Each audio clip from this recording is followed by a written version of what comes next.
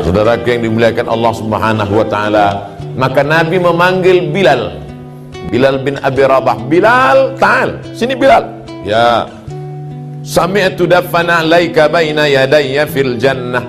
Aku sudah dengar suara terompah selop sendalmu dalam surga. Kresek, kresek, kresek, kresek. Yang mengumandangkan azan subuh dua orang. Pertama Abdullah bin Ummi Maktum, buta. Yang satu lagi Bilal bin Rabah. Bilal, sini. Nanti bapak masuk ke Taman Raudhah. Ini mimbar, ini mihrab, ini ada tinggi di atas kepala. Disitulah Bilal mengumandangkan azan. Allahu Akbar, Allahu Akbar. Nabi memanggil Bilal. Aku dengar suara terompah selop sendalmu dalam surga. Apa amalmu Bilal? Aku tak pernah meninggalkan 2 rakaat sholat wudu. Bagi yang belum melaksanakan, pulang dari sini nanti malam usolli sunnatal wudu raka'ataini lillahi ta'ala. Mana yang dulu Pak Ustaz? Tahiyatul masjid atau wudu? Tahiyatul masjid dulu. Habis tahiyatul masjid baru sholat sunat wudu. Siapa yang sholat sunat wudu dulu, maka otomatis tahiyatul masjidnya sudah. Karena tahiyatul masjid itu dilaksanakan sebelum duduk. Idza dakhala ahadukumul masjidah. Kalau kamu masuk masjid fala yajlis, jangan duduk hatta yusalli raka'ataini, sampai sholat 2 rakaat. Kalau sudah duduk tidak ada lagi tahiyatul masjid. Maka pertama kali masuk tahiyatul masjid, habis itu sholat sunat wudu. Apa hubungan Bilal dengan persaudaraan Ustadz Somad? Seandainya yang dipanggil Nabi itu Ali. Hai Ali, sini. Aku dengar suara terompahmu dalam surga. Berarti kau sudah masuk surga. Ya nggak heran, Ali kan sepupu Nabi, Ali kan menantu Nabi, Ali kan Quraisy, anak muda cerdas ganteng. Andai yang dipanggil Nabi itu Utsman, aku dengar suara sendalmu dalam surga. Ya biasa aja, Utsman kan menantu Nabi, Utsman kan kaya. Seandainya yang dipanggil Nabi Umar, oh ya Umar karena dia tegap, gagah, perkasa. Seandainya yang dipanggil Nabi Abu Bakar, sini, aku dengar suara terompah sendalmu dalam surga. Ya Abu Bakar kan yang paling banyak mewakafkan hartanya, pindah dari Makkah ke Madinah, semua biaya, ongkos transportasi, makan, konsumsi, biaya ditanggung oleh Abu Bakar.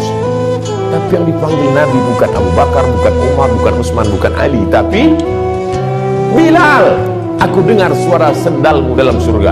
Padahal Bilal miskin, susah, melarat, budak, hamba sahaya, berkulit hitam, bukan Quraisy. Mesir, Nubia, Sudan. Mesir, Nubia, Sudan. Ada kampung kecil namanya Nubia, itu kampungnya Bilal bin Abi Rabah. Afrika Utara. Bapak Ibu tahu warna kulit orang Afrika Utara 2 saja, hitam dan hitam sekali. Banyak keluarga-keluarga saudara-saudara Bilal yang ada di Makkah, di Madinah, yang sesuku dengan beliau, orang Afrika.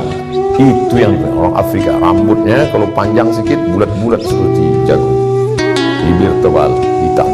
Dia senyum, kita takut. Itu yang dikatakan Nabi. Apa makna terompahnya sudah masuk surga? Apa makna sendalnya terdengar di surga?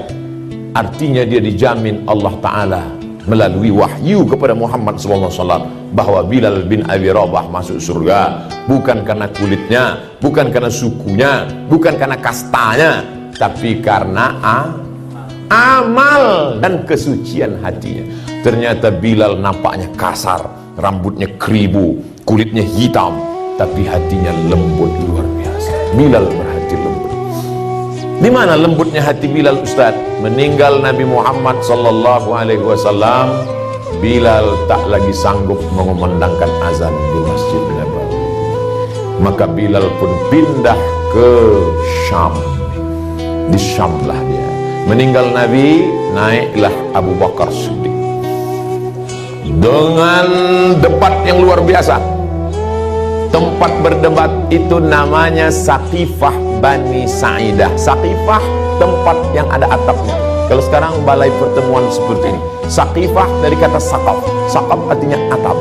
Menghadap ke arah kiblat Masjid Nabawi, kiblat sebelah kanan ada gedung Museum Asmaul Husna, sebelah Museum Asmaul Husna ada Saqifah Bani Sa'idah. Bapak-bapak sudah ke sana? Alhamdulillah. Sengaja pemerintah Saudi Arabia tanah termahal di dunia, Makkah Madinah, kalah tanah Las Vegas. Tapi tanah ini tidak boleh dibangun hotel. Untuk menghormati apa? Karena disinilah perdebatan sahabat untuk mengangkat pemimpin setelah Nabi Muhammad sallallahu alaihi wasallam. Nabi Muhammad sudah meninggal. Siapa penggantinya? Bukan penggantinya sebagai nabi, bukan. La nabiyya ba'dah, tak ada nabi setelah dia, tapi menjadi pengganti kepemimpinan Islam. Itu pentingnya Islam mengangkat pemimpin. Kata orang Makkah, yang akan menjadi pemimpin adalah Umar. Kata orang Madinah, calon kami adalah Sa'ad. Waktu itu ada dua calon, satu Umar, satu Sa'ad. Datang Abu Bakar membacakan hadis. Apa kata Abu Bakar? Al-a'immah min Quraisy, pemimpin mesti berasal dari Quraisy. Dengan dibacakannya hadis pemimpin mesti keturunan Quraisy, maka tereliminasilah Sa'ad, karena Sa'ad bukan Quraisy. Marahkah dia? Tidak, karena Nabi berkata, minnal amir wa minkumul wazir. Pemimpin dari golongan Quraisy, sedangkan dari Madinah akan menjadi wazir, menteri-menteri, pembantu. Kalau begitu, Umar yang kita pilih. Umar pun rendah hati. Kata Umar, ada yang lebih layak daripada aku. Siapa? Orang yang waktu Nabi sakit tidak bisa jadi imam sholat, dan yang ditunjuk Nabi menjadi imam pemimpin sholat, itulah sebenarnya signal untuk menjadi pemimpin di luar sholat. Siapa yang disuruh Nabi waktu sakit jadi imam sholat? Abu Bakar Siddiq. Maka Abu Bakarlah diangkat melalui baiat. Mana Ali? Oh, Ali sedang menjadi oposisi karena tidak setuju dengan Abu Bakar. Kata orang yang tak ngerti sejarah, Ali di mana waktu itu? Kenapa Abu Bakar dengan Umar saja di Saqifah Bani Sa'idah? Ali mengurus jenazah Nabi Muhammad sallallahu alaihi. Ali, Abbas, Abdullah bin Abbas, Hasan, Husain, mereka mengurus jenazah. Orang yang suka melintir sejarah, dipelintir ini. Lihat betapa tamaknya Abu Bakar dan Umar, betapa rakusnya penjahat-penjahat politik ini. Sementara Ali sibuk mengurus jenazah Nabi, karena mereka lebih mementingkan Nabi. Sementara ini orang tak peduli jenazah Nabi. Orang kalau tidak ngerti sejarah mudah dipelintir. Abu Bakar dengan Umar mementingkan Islam, karena kalau satu malam tanpa pemimpin hancur dunia. Maka Abu Bakar dengan Umar, Utsman, sahabat berkumpul di Bani Sa'idah untuk cerita masalah politik kepemimpinan. Sedangkan Ali, Abbas, Abdullah bin Abbas, Sayyidina Al-Hasan, Sayyidina Al-Husain, Sayyidina Fadl bin Abbas, mereka mengurus jenazah. Karena dalam Islam diajarkan kalau kita mati, yang ngurus jenazah kita siapa? Keluarga. Pahami sejarah ini dengan baik. Bukan Abu Bakar dengan Umar tamak rakus kekuasaan lalu meninggalkan jenazah Nabi. Mereka sudah bagi-bagi tugas untuk mengurus jenazah Nabi. Sayyidina Ali, Sayyidina Abbas, Sayyidina Abdullah bin Abbas, Sayyidina Fadl bin Abbas, Sayyidina Hasan, Sayyidina Husain, untuk mengurus masalah politik. Bukan mereka ada konflik, tidak ada konflik. Makanya kita dua-duanya kita sebut Allahumma shalli ala Sayyidina Muhammad wa ala alihi wa sahbihi. Kita cinta keluarganya, kita juga cinta kepada sahabatnya. Ini penting supaya kita tidak dipelintir. Oh, itu cerita di Saqifah tadi Pak Ustaz. Ya, saya udah foto-foto di Saqifah. Pengetahuannya belakangan. Nanti waktu update masukkan cerita ini. Nah, saya udah update kemarin Pak Ustaz. Update sekali lagi. Ini edisi revisinya. Jadi kita sedang menebarkan kebaikan-kebaikan kepada teman-teman, kepada sahabat-sahabat kita. Lalu kemudian maka naiklah Abu Bakar menjadi khalifah. Abu Bakar jadi khalifah cuma 2 tahun. Setelah itu dia pun meninggal juga. Naik jadi khalifah umur 61, meninggal umur 63. Lihatlah, sama dulu dengan Nabi satu tempat waktu hijrah, dan dia ingin setelah mati pun kuburnya dekat juga. Aku ingin kuburku dekat dengan Nabi Muhammad sallallahu alaihi wasallam.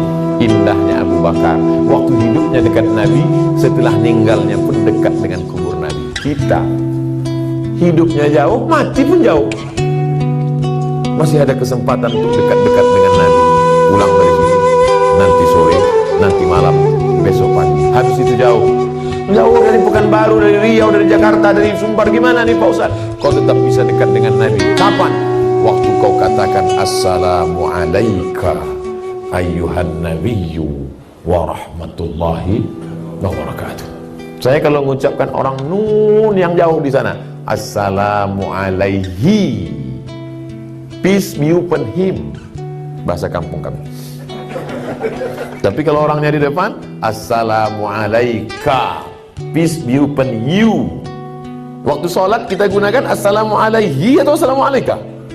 Assalamualaika, seakan-akan dia selalu ada bersama kita. Saya nggak paham nih Pak Ustadz, gimana kita mengucapkan Assalamualaika? Nabi kan nggak ada Pak Ustadz. Apa kata ibu ketika suaminya meninggal dunia, lalu kemudian acara wisuda anak, kata kameramen, fotografer, Bu, bapaknya mana? Dia sudah pergi meninggalkan kami. Kenapa ibu tidak menikah lagi? Dia tetap ada bersama dengan kami, walaupun sudah lama meninggalkan kami. Yang maksud bersama itu jasadnya atau semangatnya? Semangatnya, spiritnya, jiwanya. Begitulah orang kalau sudah cinta, dia tak pernah mati. Almar'u ma'a man ahab, orang akan selalu bersama dengan siapa yang dia cintai. Begitulah cinta Bilal bin Abi Rabah. 2 tahun Nabi meninggal dunia, Bilal tetap bertahan, tak sanggup dia mengumandangkan azan. Naiklah Umar bin Khattab. Abu Bakar meninggal, naik digantikan oleh Umar bin Khattab. Umar meminta, Bilal, ini orang Madinah sudah rindu mendengar suaramu Bilal. Datanglah ke Madinah Bilal. Kata Bilal, bagaimana aku mau azan? Dulu sebelum azan aku ketuk dulu dinding kamar itu. Kamar yang di samping raudhah itu, sebelum azan Bilal mengetuk dulu, Assalamualaikum ya Rasulullah. Waalaikumsalam. Sudah boleh aku azan kumandangkan? Apa kata Nabi? Aqimis salat. Aqimis salat. Makanya kalau ada khatib naik ke atas mimbar hari Jumat, aqimis salat, itu artinya komatlah, bukan tegakkan salat. Pernah juga saya dengar khatib mengucapkan aqimus salat. Aqimu artinya komatlah kalian semua. Nabi menyuruh Bilal aqimis sholah, qomatlah. Bilal tidak berani qomat sebelum Nabi menyuruh qomat. Bagaimana aku mau azan? Dulu habis azan aku qobliyah. Habis qobliyah aku mengetuk pintu itu. Nanti kalau aku azan di sana, pintu itu aku ketuk, siapa yang menjawab? Aku bisa azan di sana, tapi nanti kalau aku azan, habis itu aku qobliyah, habis itu aku ketuk pintu itu. Adakah yang menyuruh aku aqimis sholat? Kata Bilal. Umar terdiam. Sampai akhirnya datanglah ana minal Husain wal Husain min hadis sahih. Husain, Nabi punya anak Fatimah. Fatimah punya anak Sayyidina Hasan, adiknya Sayyidina Husain. Datang Husain menghadap. Kata Husain, Bilal, orang Madinah rindu sekali dengan kau. Bisa tak engkau datang ke Madinah? Aku tidak bisa. Tapi ini yang meminta cucunya, yang darahnya mengalir dalam darahku. Wahai Bilal. Bilal tak bisa menolak, karena ini orang yang sangat dekat. Siapa yang ingin melihat Nabi, lihatlah Husain. Maka saat melihat Husain, Bilal seolah-olah melihat Nabi Muhammad sallallahu alaihi wasallam. Maka Bilal pun datang dari Damaskus, siang malam datang. Dalam perjalanan panjang sampai ke kota Al-Madinah Al-Munawwarah, azanlah dia. 2 tahun lebih orang Madinah tak mendengar suara itu, sampai akhirnya subuh itu dia pun azan. Saat itu orang Madinah senyum bangga. Kenapa? Mereka pikir Nabi hidup lagi. Karena dulu kalau suara itu terdengar, maka nanti pasti yang imamnya Muhammad, nanti pasti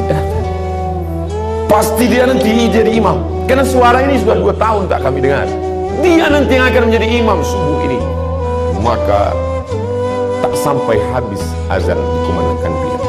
Bilal tak tahan karena terkenal kepada Nabi. Bilal berjumpa saat hidup, berjumpa setelah mati. Dijamin Allah musuh. Kita mudah-mudahan dengan kedekatan kita dengan ibadah kita di sini, berjumpa pula kita dengan Bilal bin Abi Rabah. Dekat pula kita dengan Sayyidina Muhammad sallallahu alaihi wasallam. Allahumma jama'na ma'al habibil Mustafa. Satukan kami dengan Nabi Muhammad sallallahu alaihi wasallam. Allahumma ja'alna min muhibbi nabiyyika Muhammad sallallahu alaihi wasallam. Jadikan kami orang-orang para pencinta-pencinta Nabi Muhammad sallallahu alaihi wasallam. Allahumma ja'al Muhammadan sallallahu alaihi wasallam syafi'an lana. Jadikanlah Nabi Muhammad sallallahu alaihi wasallam pemberi syafaat bagi kami nanti ya Allah. Allahumma ja'alna minal mutahabbina bi jalalik. Jadikan kami orang-orang yang berkasih sayang karena Engkau ya Allah. Tahta dhilli arsyika yawma la dhilla illa dhilluk. Dapat kami bernaung di bawah singgasana arasy-Mu pada saat tak ada naungan kecuali naungan Engkau ya Allah. Allahumma aslih syabab al-muslimin. Perbaiki akhlak anak-anak kami supaya mereka dapat berbakti kepada kami dan agama ya Allah. Allahumma rzuqna ziyarata baitikal atiq. Berikan kami rezeki yang halal berkah supaya kami bisa berhaji dan umrah. Allahumma rzuqna ziyarata qabri nabiyyika Muhammad sallallahu alaihi wasallam. Berikan kami rezeki yang halal supaya kami bisa berkunjung ke makam Rasul